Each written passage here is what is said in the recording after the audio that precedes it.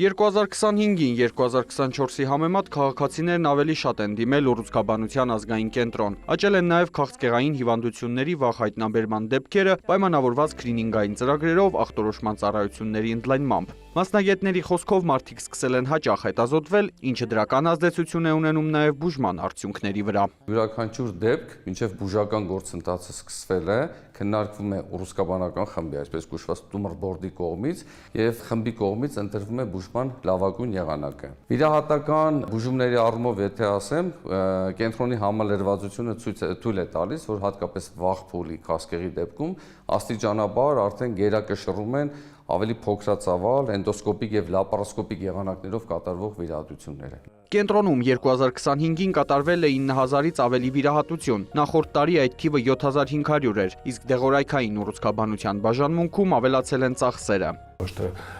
պացիենտների ծախսերը, այլ պետության եւ կենտրոնի ծախսերը այդ դեղորայքի ձեռքբերման հարցում, այսինքն եւ դա բնականաբար կախված է եւ նոր ծրագրերի հետ եւ պացիենտների դիմելիության աճի հետ։ Կենտրոնը 2025-ին ձեռք է բերել ճառագայթային բուժման ժամանակակից 2 սարք, որոնք ռադիոթերապիայի ժամանակ բարձր դոզայով ոչնչացնում են ուռուցքի բջիջները, պահպանելով առողջ հյուսվածքները։ Մեկը ակտիվ գործում է, մյուսը մոտ ժամանակաշրջանում արդեն կսկսի գործել եւ այդ ռադիոթերապևտիկ բուժումը եւս արդեն հասավ իր առավելագույն հնարավորություններին։ Տարին հագեցած է եղել նաև սքրինինգների պիլոտային ծրագրերով։ 2021-ից 25 թվականներին կենտրոնի շարժական մամոգրաֆը հետազոտել է շուրջ 36600 կնոջ։ Այս տարի եղել է 5 մարզում։ Միայն Գեղարքունիքում իրականացվել է կրծքագեղձի քաղցկեղի 8500-ից ավելի հետազոտություն։ Բոլոր հետազոտությունները, եթե ընդհանուր վերցնենք, 1% դեպքերում հայտնաբերվել է քաղցկեղ եւ բայց ինչն է ուրախալի, որ սկրինինգի շնորհիվ մենք քաղցկեղը 90%-ից ավելի դեպքում հայտնաբերել ենք վաղ փուլում։ Սկրինինգային ծրագրերը մինչև թողարկվելը իրենք շատ լուրջ ուսումնասիրություն են անցնում, որպեսզի ամեն ինչը լինի հիմնավորված։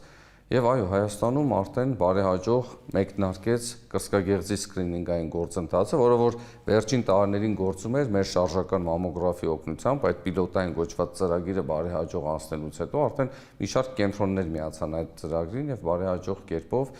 նշված խմբի համար գործում է։ Գործում է նաև Հաստաղու Արգանդի պարանոցի քաղցկեղների սքրինինգային ծրագրերը։ 2026-ին ուռուցքաբանության կենտրոնը նախատեսում է ընդլայնել լաբորատոր հետազոտությունների հնարավորությունը։ Արամ Մարանդյան, Սերյան Անտոնյան, լուրեր։